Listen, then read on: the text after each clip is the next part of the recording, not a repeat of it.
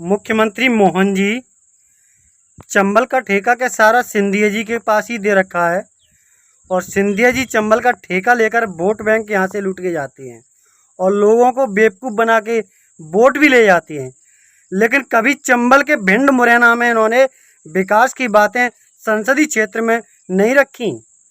कभी संसदीय क्षेत्र में भिंड मुरैना की इंडस्ट्रीज एरिया की बंद पड़ी हैं, उनके बारे में जिक्र नहीं किया। कभी इन नेताओं ने भिंड जिले में बेरोजगार घूम रहे युवाओं के बारे में कभी रोजगार के लिए संसद में नहीं बोले। अपनी सरकार की नाकामियों को छिपाने के लिए लोगों को किस तरह बेवकूफ़ बनाते हैं ये नेता लोग, ये हम लोगों को अभी तक समझ से परे है।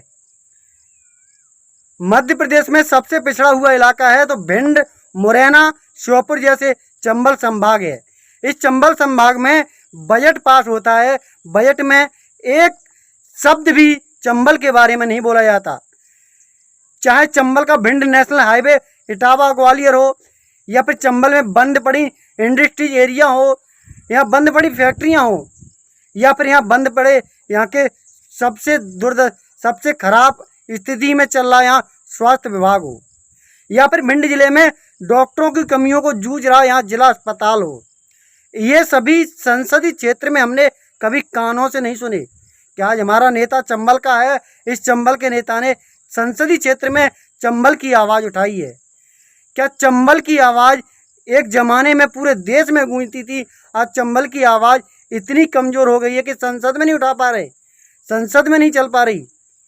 दोस्तों अब भी वक्त है, संभल जाओ, क्योंकि चंबल घाटी का नाम पूरा देश में जाना जाता था, आज चंबल को बेरोजगार की श्रेणी में डाला जा रहा है, चंबल को शिक्षा स्वास्थ्य से बीन किया जा रहा है।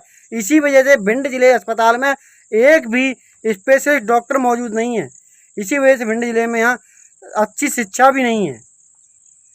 और तो और यहाँ के लोग मजदूरी करने के लिए अहमदाबाद, दिल्ली, गुजरात, महाराष्ट्र इन जिलों में जाते हैं। लेकिन जब वोट की ज़रूरत इन लोगों को पड़ती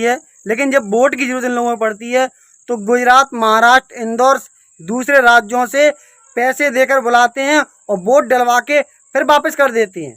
कभी इनको अपने देश में, अपने राज्य में इन्होंने रोजगार की बात नहीं की कि चंबल में जो भिंड से महाराष्ट्र, इंदौर, भोपाल और गुजरात तक दिल्ली तक लोग रोजगार के लिए जा रहे हैं, उनके लिए भिंड में ही रोजगार मिलना चाहिए।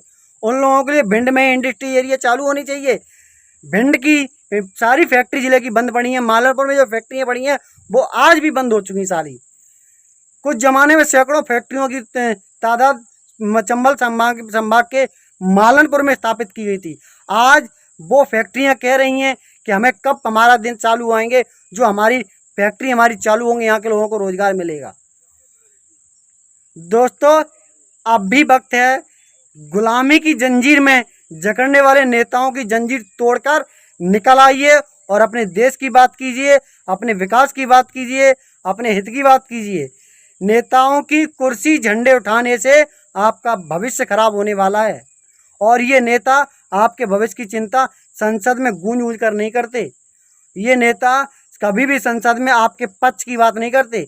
अगर आप पक्ष की बात करोगे तो सरकार में बैठे ये नेता अपनी बात को दबाने का प्रयास करेंगे, आपकी आवाज़ को दबाने का प्रयास करेंगे, क्योंकि इनको लगता है उन सरकार की नाकामियों को उनको छिपाना है, तभी तो सरकार में रहना है। अगर आपने सरकार की नाकामियों को आवाज़ उठा दी, पब्लिक में बता दी, तो ये लोग आप पे दबाव बना देंगे, क्योंकि इनको पता है अगर आपने उनकी कमियां गिनाई तो ये लोग सरकार की नाकामी नहीं छिपाना चाहते हैं और सरकारी केवल कुछ किए हुए अच्छे कार्यों को बड़ा चढ़ाकर पेश करना चाहते हैं। तभी तो इनकी सरकार बनेगी, तभी तो मोहन यादव मुख्यमंत्री बनेंगे, तभी तो शिवराज सिंह चौहान मंत्री बनेंगे, तभी तो नरेंद्र मोदी प्रधानमंत्री बनेंगे और तो और विपक्ष को तभी भी दबाया जाएगा।